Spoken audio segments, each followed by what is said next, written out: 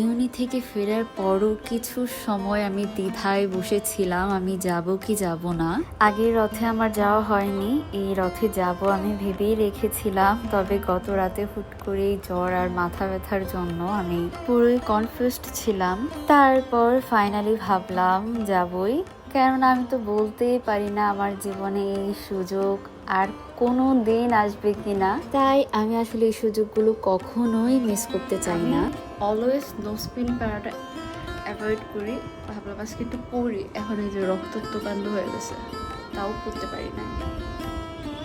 ভালোই লাগতেছে, বাট করতে পারি না এখনো।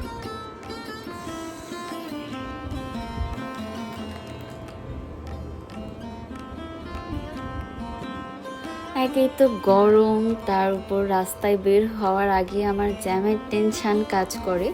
আর আমার এদিকটা থেকে সব কিছু এত দূরে, আমার একদম ভালো লাগে না। আমার মন চাইলেও আমি সব জায়গায় যেতে পারি না। আমার মাঝে মাঝে মনে হয় মাধব আমাকে ভালোই বাসে না, তাই আমাকে এত দূরে রেখে দিয়েছে, যেখান থেকে চাইলেই আমি তার সঙ্গে দেখা করতে যেতে পারি না।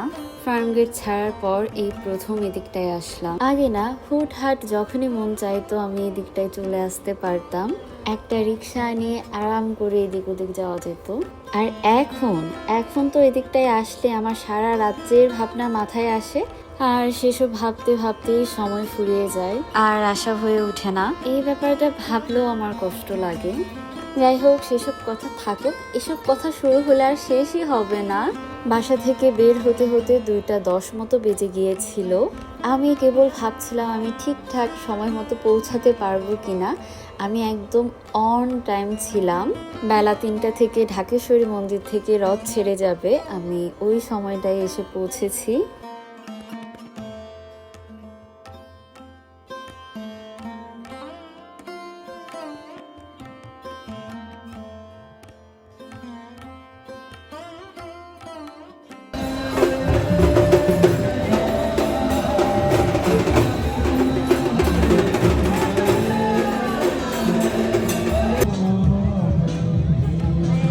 একে একে তখন রথ ছেড়ে যাচ্ছিল। এইটা হচ্ছে সুভদ্রা মহারানীর রথ। বলদেবের রথ অলরেডি ছেড়ে দিয়েছে। আমি এখন একটু ঢাকেশ্বরী মন্দিরের ভিতরটায় যাচ্ছি, অনেক দিন যাওয়া হয়নি, তাই ভাবলাম আগে একটু এখান থেকে ঘুরে আসি।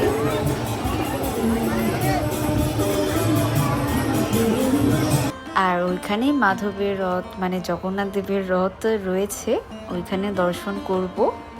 এই তো জগন্নাথ দেব বসে আছেন। তারপরে আমি একটু মন্দিরের ভিতর গেলাম।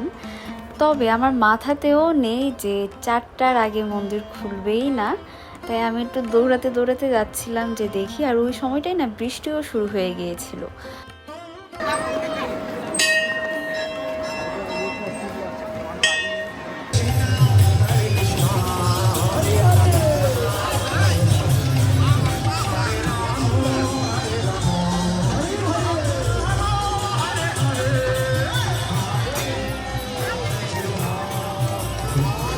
একজন মাতাজি আমাকে জোর করে ডেকে ডেকে প্রসাদ দিল। আমার না নর্মালি প্রসাদ হোক আর যাই হোক, কোনো কিছু কারো কাছে চাইতেই লজ্জা লাগে। লাস্ট 2 বছর ধরে এই দিকটা থেকে আমি রথে যাচ্ছি। প্রতিবার আমার ইচ্ছে হয় যে একদম মন্দির পর্যন্ত যাব, তবে কোনো বাড়ি যাওয়া হয়ে ওঠে না। আর এবার আমি একদম একা একা রথে এসেছি, তাই ভাবলাম আচ্ছা যাই। জীবনে এই সুযোগ আবার আসবে কিনা জানি না, কাল দিনটাই দেখতে পারবো কিনা সেটাও জানি না আমরা। শেষ পর্যন্ত আমি জগন্নাথ দেবের সঙ্গে মন্দির পর্যন্ত যেতে পেরেছিলাম। আমার বহু বছরের একটা ইচ্ছে পূরণও হয়েছিল। তবে এর মাঝে যে কত কি হলো সেই সব গল্প আমি বলবো অন্য কোনো দিন, তবে বলবো।